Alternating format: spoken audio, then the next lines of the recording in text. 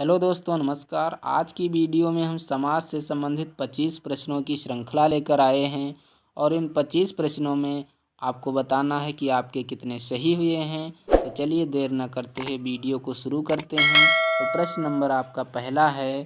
प्रश्न नंबर पहला है, समास का शाब्दिक अर्थ होता है। तो समास का शाब्दिक अर्थ क्या होता है? 4 ऑप्शन दिए गए हैं। 4 ऑप्शनों में एक ऑप्शन सही है, एक ऑप्शन को आपको चुनकर रखना है।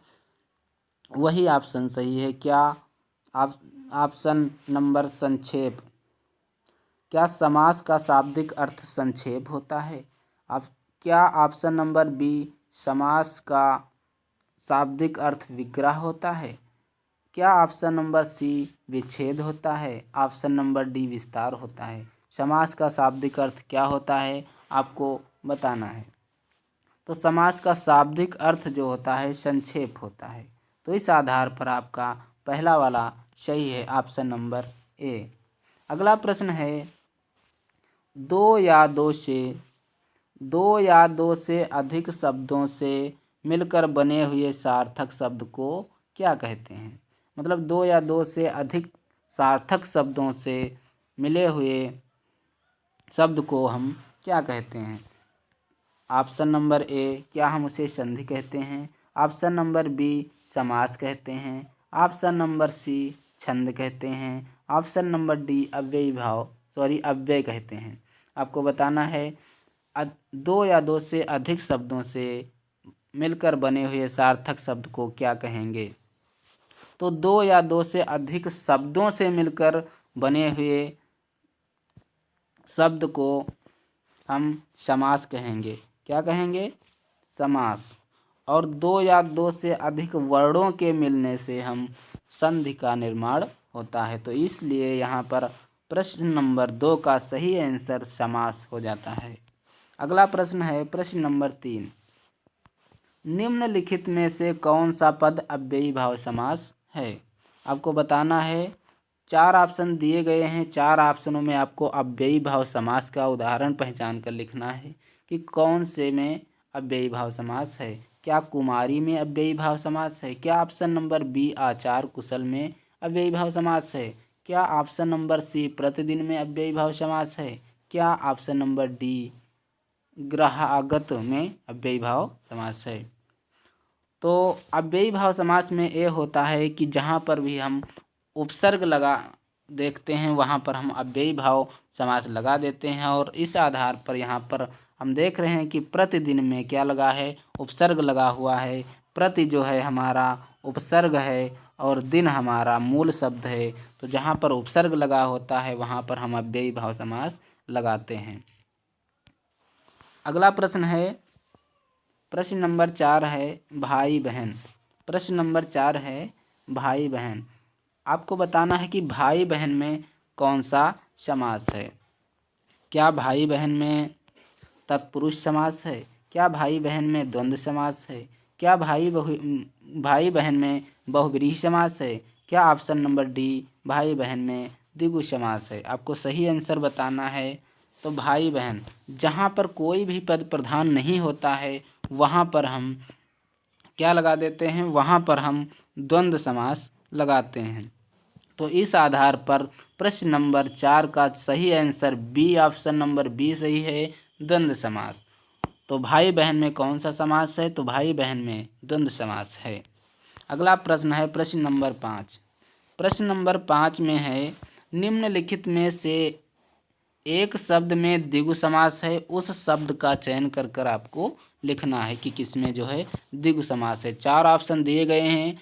4 ऑप्शनों में सिर्फ एक ऑप्शन जो है वो द्विगु समास का उदाहरण है, बाकी जो है अन्य समास के उदाहरण हैं। तो क्या ऑप्शन नंबर ए में द्विगु समास है? क्या ऑप्शन नंबर बी में भूदान में द्विगु समास है? क्या ऑप्शन नंबर सी, सप्ताह में द्विगु समास है? क्या ऑप्शन नंबर डी, आजीवन में द्विगु समास है? आपको सही आंसर बताना है।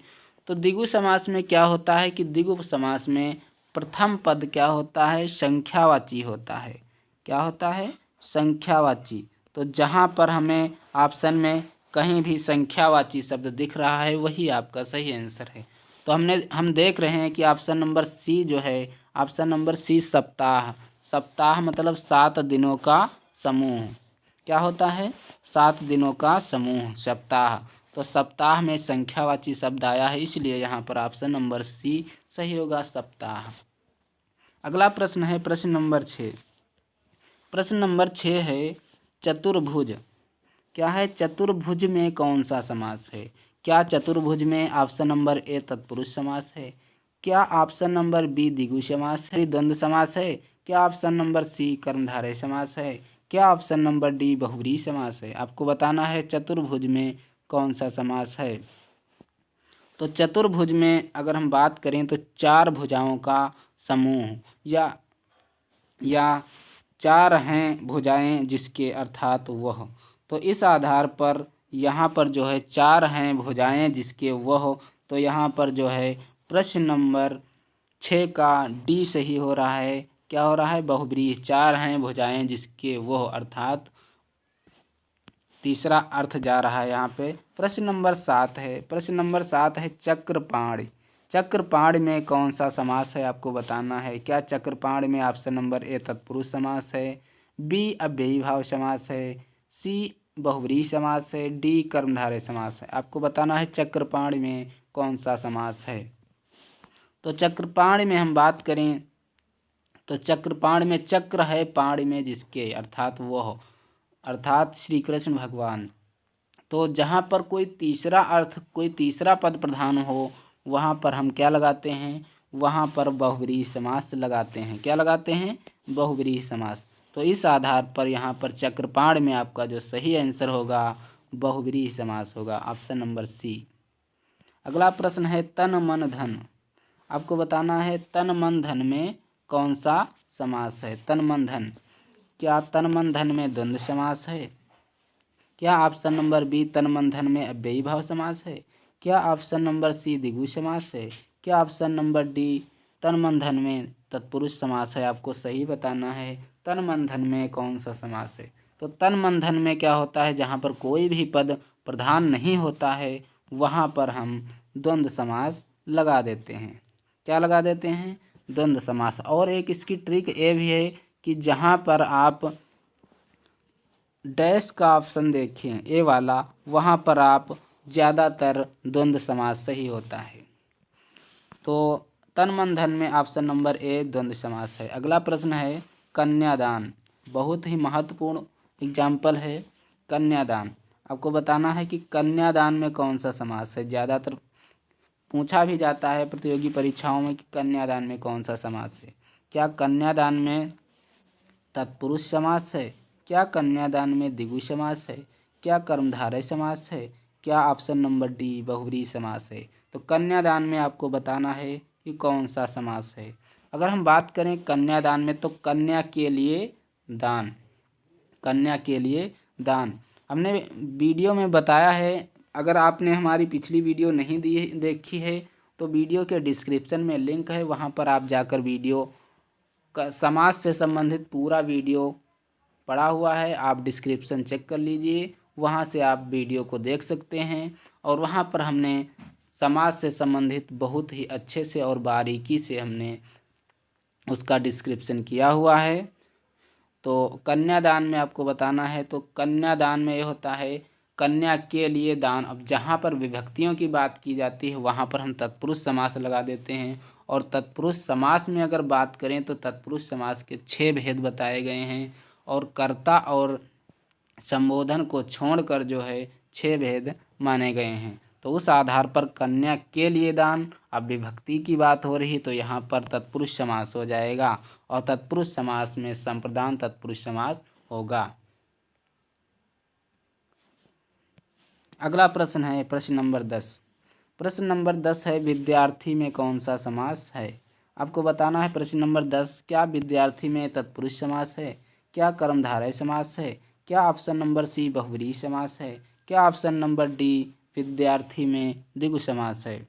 तो विद्यार्थी में आपका सही आंसर क्या है आपको बताना है। विद्यार्थी में कौन सा समास है? तो विद्यार्थी में तत्पुरुष समास है, ऑप्शन नंबर ए तत्पुरुष समास। अगला प्रश्न है प्रश्न नंबर 11।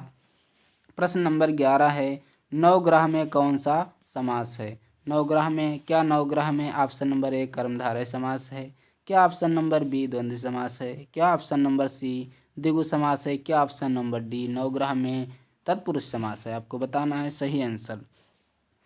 तो नवग्रह में हमने बताया है कि वीडियो में जहाँ पर आप संख्यावाची प्रथम पद संख्यावाची होगा वहाँ पर हम द्विगु समास लगा देते हैं। तो इस आधार पर नौ ग्रहों का समूह, नौ मतलब संख्यावाची, पूर्व पद क्या है, नौ जो है हमारा संख्यावाची शब्द है।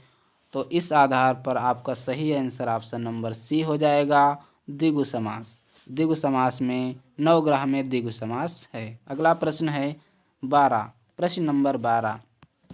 प्रश्न नंबर 12 है कि गौशाला में कौन सा समास है। गौशाला में क्या कर्मधारय समास है, या ऑप्शन नंबर समास है, ऑप्शन नंबर सी तत्पुरुष समास है, या ऑप्शन नंबर डी द्विगु समास है। आपको बताना है गौशाला में कौन सा समास है। तो गौशाला मीन्स गौओं के लिए, शाला अब के लिए मतलब विभक्ति का प्रयोग किया गया है। तो जहाँ पर विभक्ति का प्रयोग किया गया हो वहाँ पर हम क्या लगाते थे, वहाँ पर हम तत्पुरुष समास लगाते थे। तो इस आधार पर गौशाला में तत्पुरुष समास अर्थात ऑप्शन नंबर आपका सी सही होगा, तत्पुरुष समास। गौशाला में कौन सा समास है, तो गौशाला में तत्पुरुष समास है। अगला प्रश्न है प्रश्न नंबर 13 है। प्रश्न नंबर 13 है पीताम्बर में कौन सा समास है। क्या पीताम्बर में ऑप्शन नंबर ए बहुब्रीहि समास है, क्या ऑप्शन नंबर बी द्वंद्व समास है, क्या ऑप्शन नंबर सी अव्ययी भाव समास है, क्या ऑप्शन नंबर डी द्वंद्व समास है। आपको बताना है पीताम्बर में कौन सा समास है। तो पीताम्बर मीन्स पीला है अंबर जिसका, अर्थात वो। तो यहाँ पर तीसरा अर्थ प्रदान हो रहा है, और जहाँ पर तीसरा अर्थ कोई तीसरा प्रधान हो रहा होता है वहाँ पर हम बहुब्रीहि समास लगाते हैं। तो इस आधार पर आपका यहाँ पर पहला वाला आंसर सही होगा, बहुब्रीहि समास। अगला प्रश्न है प्रश्न नंबर 14। प्रश्न नंबर 14 है त्रिफला में कौन सा समास है। क्या है, त्रिफला में आपको बताना है कौन सा समास है। प्रश्न नंबर 14, क्या त्रिफला में द्वंद्व समास है, क्या ऑप्शन नंबर बी अव्ययी भाव समास है, क्या ऑप्शन नंबर सी कर्मधारय समास है, या ऑप्शन नंबर डी त्रिफला में द्विगु समास है। आपको बताना है, चार ऑप्शन दिए गए हैं, चार ऑप्शनों में सिर्फ एक ऑप्शन सही है। उस एक ऑप्शन को आपको चुनकर लिखना है कि त्रिफला में कौन सा समास है। तो बात करें, हमने बताया कि जहाँ पर भी संख्यावाची शब्द आप देखें वहाँ पर क्या लगा सकते हैं आप, वहाँ पर द्विगु समास लगा सकते हैं। तो इस आधार पर ऑप्शन नंबर डी सही होगा, त्रिफला में द्विगु समास है। ऑप्शन नंबर डी सही आंसर है। अगला प्रश्न है प्रश्न नंबर 15। प्रश्न नंबर 15 का आपको सही जवाब देना है दीनानाथ में कौन सा समास है। दीनानाथ में कौन सा समास है, क्या दीनानाथ में कर्मधारय समास है, या ऑप्शन नंबर बी द्वंद्व समास है, या ऑप्शन नंबर सी द्विगु समास है, ऑप्शन नंबर डी बहुब्रीहि समास है। आपको बताना है दीनानाथ में कौन सा समास है। तो प्रश्न नंबर 15 का आपको सही आंसर बताना है। तो प्रश्न नंबर 15 दीनानाथ दीनों के नाथ अर्थात कर्मधारय समास। तो इसमें दीनानाथ में कर्मधारय समास सही आंसर है, ऑप्शन नंबर ए सही आंसर है। अगला प्रश्न है प्रश्न नंबर 16। प्रश्न नंबर 16 का आपको सही जवाब देना है कि निशाचर में कौन सा समास है। क्या निशाचर में बहुब्रीहि समास है, क्या अव्ययी भाव समास है, या निशाचर में कर्मधारय समास है, या फिर द्वंद्व समास है। आपको सही आंसर बताना है। निशाचर, निशा मीन्स रात में और चर मीन्स चलने वाला। निशाचर मतलब रात्र में चलने वाला अर्थात वह। तो रात्र में चलने वाला अर्थात वह। तो जहाँ पर तीसरा कोई प्रधान हो रहा होता है वहाँ पर हम क्या लगा देते हैं, वहाँ पर बहुब्रीहि समास लगा देते हैं। तो निशाचर में आपका ऑप्शन नंबर ए सही है, बहुब्रीहि समास है। अगला प्रश्न है प्रश्न नंबर 17। प्रश्न नंबर 17 है पाप पुण्य। पाप पुण्य में आपको बताना है कौन सा समास है। क्या पाप पुण्य में द्वंद्व समास है, क्या पाप पुण्य में कर्मधारय समास है, क्या पाप पुण्य में तत्पुरुष समास है, या ऑप्शन नंबर डी बहुब्रीहि समास है। तो पाप पुण्य में बात की जाए तो जहाँ पर कोई भी प्रधान नहीं होता है वहाँ पर हम द्वंद्व समास लगा देते हैं, पाप और पुण्य। Option number A is the right answer, पाप पुण्य। अगला प्रश्न है प्रश्न नंबर 18 है। प्रश्न नंबर 18 है देश प्रेम। देश प्रेम में कौन सा समास है? तो देश प्रेम, क्या देश प्रेम में बहुव्रीहि समास है? ऑप्शन नंबर बी, क्या देश प्रेम में तत्पुरुष समास है? क्या देश प्रेम में अव्ययी भाव समास है? क्या ऑप्शन नंबर डी द्विगु समास है? अगर आपको वीडियो अच्छा लग रहा हो तो वीडियो को लाइक करें और चैनल को सब्सक्राइब करें और अपने दोस्तों के साथ वीडियो को शेयर भी कर दें ताकि हमें भी सपोर्ट मिलता रहे। तो आपको बताना है देश प्रेम में कौन सा समास है। और अगर समास से संबंधित आपको वीडियो देखनी है तो डिस्क्रिप्शन में जाकर देख लीजिए, वहाँ पर लिंक पड़ा हुआ है और आप लिंक के थ्रू उस वीडियो को देख सकते हैं। और हमने उस वीडियो में समास से संबंधित पूरी जानकारी दी हुई है। तो देश प्रेम में आपको बताना है देश के लिए प्रेम, देश के लिए प्रेम अर्थात तत्पुरुष समास। हमने बताया जहाँ पर विभक्तियों की बात की गई होती है वहाँ पर हम क्या लगा देते हैं? तत्पुरुष समास लगा देते हैं। और तत्पुरुष समास के 6 भेद बताए गए हैं और विभक्तियों के कारक चिन्हों के आधार पर ही तत्पुरुष समास का वर्गीकरण किया गया है। कर्ता और संबोधन को छोड़कर तत्पुरुष समास के 6 भेद बताए हमने, वीडियो में सब कुछ बताया हुआ है, आप डिस्क्रिप्शन में जाकर वीडियो देख सकते हैं। अगला प्रश्न है प्रश्न नंबर 18। प्रश्न नंबर 18 है लंबोदर में कौन सा समास है? लंबोदर में आपको बताना है कौन सा समास है। क्या लंबोदर में बहुव्रीहि समास है? क्या लंबोदर में द्वंद्व समास है? क्या द्विगु समास है? या फिर लंबोदर में ऑप्शन नंबर डी तत्पुरुष समास है? आपको बताना है लंबोदर। प्रश्न नंबर 19 का लंबोदर। तो लंबोदर मीन्स लंबा है उदर जिसका। अब उदर मीन्स पेट, तो जिसका पेट लंबा है अर्थात वह। तो लंबोदर में तीसरा आप इसका तीसरा जो है अर्थ प्रधान हो रहा है, इस आधार पर लंबोदर में बहुव्रीहि समास होगा। अगला प्रश्न है प्रश्न नंबर 20। प्रश्न नंबर 20 है सुपुरुष। सुपुरुष में कौन सा समास है? क्या सुपुरुष में कर्मधारय समास है? क्या अव्ययी भाव समास है? क्या सुपुरुष में द्वंद्व समास है? या ऑप्शन नंबर डी द्विगु समास है? सुपुरुष में कौन सा समास है? तो सुपुरुष की अगर बात की जाए तो सुपुरुष में आपका जो सही आंसर होगा ऑप्शन नंबर, इसका सही आंसर ऑप्शन नंबर ए कर्मधारय समास होगा, क्योंकि सुपुरुष में सुपुरुष अच्छा है जो पुरुष अर्थात कर्मधारय समास। ऑप्शन नंबर ए सही है। प्रश्न नंबर 21। प्रश्न नंबर 21 है पंचवटी। पंचवटी, पंचवटी में आपको बताना है कौन सा समास है। क्या पंचवटी में बहुव्रीहि समास है? क्या ऑप्शन नंबर बी तत्पुरुष समास है पंचवटी में? क्या ऑप्शन नंबर सी कर्मधारय समास है? या ऑप्शन नंबर डी द्विगु समास है? पंचवटी में आपको बताना है कौन सा समास है। तो पंचवटी में 5 वटों का समूह और जहाँ पर संख्यावाची शब्द आ जाए वहाँ पर आंखें मूंद कर आप द्विगु समास लगा सकते हैं। तो पंचवटी का जो सही आंसर हो जाएगा आपका द्विगु समास है। तो पंचवटी का ऑप्शन नंबर डी सही आंसर है। अगला प्रश्न है प्रश्न नंबर 22। प्रश्न नंबर 22 है देवासुर। देवासुर में कौन सा समास है? क्या देवासुर में तत्पुरुष समास है? क्या देवासुर में बहुव्रीहि समास है? या ऑप्शन नंबर सी द्वंद्व समास है? ऑप्शन नंबर डी तत्पुरुष समास है? देवासुर में आपको बताना है कौन सा समास है।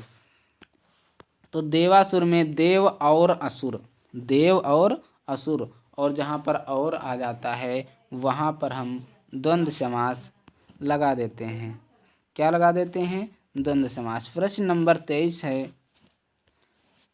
प्रश्न नंबर 23 है निम्नलिखित में से कर्मधारय समास किसमें है? क्या ऑप्शन नंबर ए कर्मधारय समास चक्रपाणी में कर्मधारय समास है? क्या ऑप्शन नंबर बी माता पिता में कर्मधारय समास है? क्या चतुर्युगम में कर्मधारय समास है?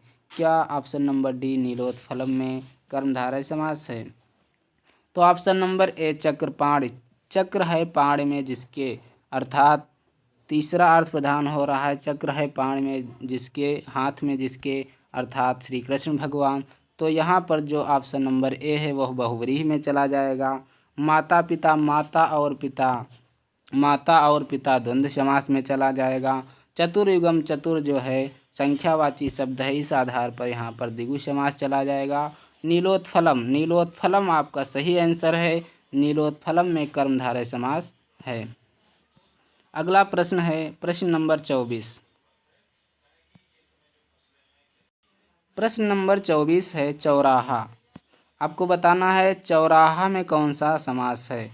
क्या चौराहा में बहुव्रीहि समास है, क्या चौराहा में अव्ययी भाव समास है, क्या चौराहा में द्विगु समास है, या फिर तत्पुरुष समास है। चौराहा तो हमने बताया है कि जहाँ पर भी आप संख्यावाची शब्द देखें, चार राहों का समूह चौराहा का अगर आप विच्छेद करेंगे, विग्रह करेंगे तो चार राहों का समूह आता है। और जहाँ पर चार मतलब संख्यावाची शब्द आ जाए वहाँ पर आप आंखें मूंद कर द्विगु समास लगा सकते हैं। तो इसका सही आंसर चौराहा में द्विगु समास होता है। प्रश्न नंबर 25। प्रश्न नंबर 25। प्रश्न नंबर 25 द्वंद्व समास का उदाहरण कौन सा है। इसमें 25 नंबर में आपको सिर्फ द्वंद्व समास का उदाहरण बताना है। एक इसमें सही है, बाकी सारे गलत हैं। एक में सिर्फ द्वंद्व समास है, बाकी में और समास हैं, अन्य समास। ऑप्शन नंबर ए है नेत्रहीन। क्या नेत्रहीन में द्वंद्व समास है। क्या ऑप्शन नंबर बी चौराहा में द्वंद्व समास है। क्या पीताम्बर में द्वंद्व समास है। क्या रुपया पैसा में द्वंद्व समास है। तो द्वंद्व समास किसमें है आपको सही आंसर बताना है प्रश्न नंबर 25 का। तो नेत्रहीन, नेत्र से हीन, नेत्र से हीन, तो ये आपका जो है तत्पुरुष समास के अंतर्गत चला जाएगा। चौराहा चार राहों का समूह अर्थात द्विगु समास के अंतर्गत चला जाएगा। पीताम्बर पीला है, अंबर जिसका अर्थात वह बहुव्रीहि समास के अंतर्गत चला जाएगा। रुपया पैसा, रुपया पैसा जो है आपका द्वंद्व समास में ये होता है कि कोई भी पद प्रधान नहीं होता है। इस आधार पर यहाँ पर जो है प्रश्न नंबर 25 का आंसर डी ऑप्शन सही है। रुपया पैसा जो है इसका सही आंसर है। तो आज की वीडियो में इतना ही। अगर आपको वीडियो अच्छा लगा है तो चैनल को लाइक करें, चैनल को सब्सक्राइब करें और वीडियो को लाइक करें और दोस्तों के साथ शेयर भी कर दें। अगर हमारी समाज से संबंधित वीडियो आप नहीं देखे हैं तो डिस्क्रिप्शन में जाकर देख सकते हैं, वहाँ पर लिंक पड़ी हुई है। आप समाज से संबंधित पूरा वीडियो वहाँ पर दिया गया है। मिलते हैं अगले वीडियो में, तब तक के लिए धन्यवाद।